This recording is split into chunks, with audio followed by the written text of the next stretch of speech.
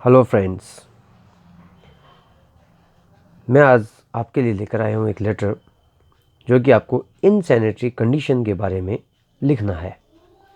इनसैनिटरी condition यानी अस्वास्थ्यकर जो स्थिति है उसके बारे में बताया गया है। यू आर रश्मि और राजकुमार, आप रश्मि या राजकुमार हैं, लिविंग इन अजमेर, अजमेर में रह रहे हैं।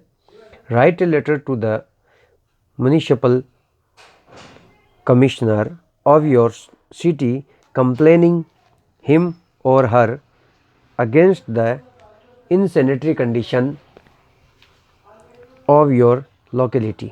आप अपनी इनसैनिटरी कंडीशन है लोकेलिटी की, उसके बारे में आपको म्युनिसिपल जो कमिश्नर है उन्हें आपको एक लेटर लिखना है। तो देखिए, मैं आपको बताता हूँ लेटर किस प्रकार से लिखा जाता है। सबसे पहले ये जो 128 व्यास कॉलोनी है, ये एड्रेस है जहाँ पर आप रह रहे हैं, यह आपको लिखना है। उसके बाद में लिख दीजिए अजमेर। अजमेर के बाद में यहाँ पर ये जो जगह है ये आपको लाइन छोड़नी होती है। उसके बाद में लिखिए 15 जनवरी 2000, जो आपका ईयर है वो लगा।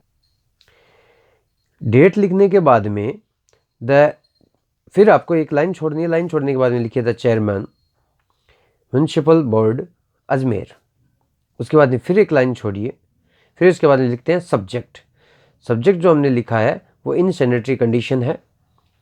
उसके बाद में देखिए इनसैनिटरी कंडीशन है ये लिख दीजिए, वरना मैं आपको बताता हूँ। जैसे कंप्लेनिंग हिम और हर अगेंस्ट, ये अगेंस्ट है या अबाउट है, ऐसा करके कुछ आता है। कंप्लेनिंग अगेंस्ट, कंप्लेनिंग अबाउट, इस तरीके से। उसके ठीक आगे जो ये होता है, जो लाइन है, उस लाइन को आप एज ए सब्जेक्ट लिख सकते हैं। ये जो योर लिखा हुआ है इसमें वाई को हटा दीजिए, अवर हो जाएगा। उसी अवर को आप यहाँ लिख सकते हैं। तो सब्जेक्ट आपका बन जाता है the insanitary condition of our locality. ये आप यहाँ लिख सकते हैं। नेक्स्ट, फिर उसके बाद में एक लाइन छोड़ दीजिए, सर या मैम जो लिखना है वो लिखिए। उसके बाद में फिर लाइन छोड़िए। अब हम इसका जो मेन पार्ट है वो पढ़ रहे हैं। I beg to bring to your kind notice, मैं प्रार्थना करता हूँ, याचना करता हूँ, टू ब्रिंग लाने के लिए, क्या, टू योर काइंड नोटिस, आपका जो दयालु ध्यान है वो कहाँ लाने के लिए, अबाउट इनसैनिटरी कंडीशन, अस्वास्थ्यकर जो कंडीशन है उसके बारे में, इन अवर लोकेलिटी, हमारा जो मोहल्ला है उसमें।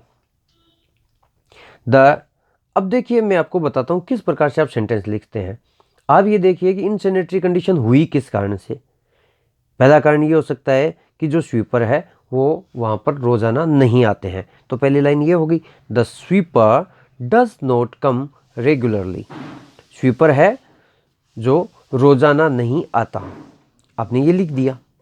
अब जब स्वीपर रोज़ाना नहीं आते तो अपने को क्या है कि एक लाइन के बाद में ये देखना होता है कि दूसरी लाइन उसके बाद में क्या बनती है। एक रटने की बजाय आप ये देखिए कि उसके बाद में सीक्वेंस क्या रहना चाहिए। यदि स्वीपर रोजाना नहीं आता है तो इसका मतलब कचरा रहेगा। वो कचरा रहेगा तो नेक्स्ट लाइन लिखिए, there are heaps of rubbish, there are heaps of rubbish, यानी कचरे का ढेर। एंड नाइट सॉइल, और जो गंदगी है, हियर एंड देयर, क्योंकि गंदगी जो है वो वहाँ इधर उधर हो जाएगी। किस कारण से हो जाएगी कि sweeper does not come regularly, इसलिए सफाई नहीं होती। सफाई नहीं होती तो जगह जगह गंदगी हो जाएगी। तो ये सेकंड लाइन इस कारण से आ गई। अब देखिए ये हीप्स ऑफ रबिश है, नाइट सॉइल है, वो जब वहाँ पर है तो उसके कारण क्या होगा, जो नालियाँ हैं उनमें जाएगा कचरा। तो अब नेक्स्ट देखिए क्या है, द ड्रेन्स आर ब्रोकन, नालियाँ टूटी हुई हैं। और नालियाँ टूटी हुई हैं तो ये जो कचरा है ना ये सीधे नालियों में जाएगा।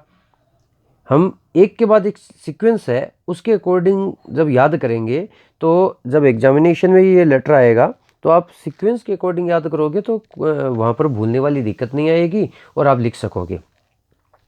The drains are broken at many places, जो नालियाँ हैं वो जगह जगह यानी कई जगह से टूटी हुई हैं। देयर आर क्लॉग्ड, क्लॉग्ड का मतलब होता है कि जो वहाँ पर रुकावट आ जाती है, उसके लिए आया ये वर्ड। दे आर क्लॉग्ड वे रुकी हुई हैं, यानी उसके अंदर कोई रुकावट आई हुई है इनमें। They are clogged due to rubbish. Rubbish का मतलब कचरा है। रबिश के कारण, उस कचरे के कारण वो रुकी हुई है इन देम, यानी उनके अंदर जो कचरा फंसा हुआ है उस कचरे के कारण वो रुकी हुई है। ये दे ड्रेन्स के लिए आया है, नालियों के लिए। Dirty water is on the road. अब देखिए कि जब कचरा है, उस कचरा है जब उन नालियों के अंदर पड़ा हुआ है तो नालियाँ ब्लॉक हो गई हैं, या आप ये समझ लीजिए कि वहाँ पर क्लॉग्ड उसमें आ गया है, तो होगा क्या कि जो डर्टी वाटर है वो रोड पर आएगा। तो नेक्स्ट लाइन हो गई the dirty water is on the road. अब डर्टी वाटर जब रोड पर आया तो फिर क्या होगा, the streets have become very dirty. जो गली है वो डर्टी हो जाएगी। तो इसने कह दिया है कि the streets have become very dirty, जो गलियां हैं वो बहुत गंदी हो चुकी हैं। अब जब गलियां गंदी हो चुकी हैं तो there is bad smell everywhere, तो वहाँ पर हर जगह बैड स्मेल है। क्या है, बैड स्मेल है जो हर जगह फैली हुई है। बैड स्मेल का मतलब होता है गंदी जो बदबू, वो। नेक्स्ट देखिए, डिजीज में ब्रेक आउट। डिजीज है वो ब्रेकआउट हो सकती है। ब्रेकआउट होने का मतलब अचानक किसी चीज़ का आ जाना, जैसे अभी कोरोना आया था उस तरीके से, यानी ब्रेकआउट हो सकती है। कोई भी बीमारी है वो आ सकती है, जन्म ले सकती है, अचानक आ सकती है। Please visit our locality. कृपया हमारी लोकेलिटी यानी हमारे मोहल्ले में विजिट कीजिए, आइए समडे किसी दिन, and see the position yourself, और जो पोजीशन है, जो स्थिति है, उसको आप खुद देखिए। उसके बाद में मैं आपको बता देता हूँ, फिर एक लाइन छोड़नी होती है यहाँ।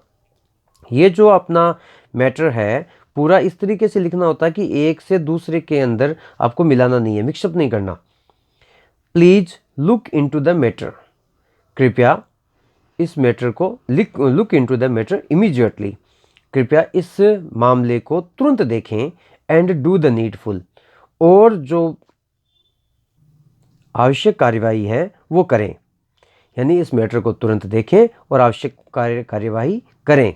उसके बाद में फिर आप लाइन छोड़िए, फिर लिखिए थैंकिंग यू, फिर लाइन छोड़िए, अब लिखना है योर्स ओबीडियंटली।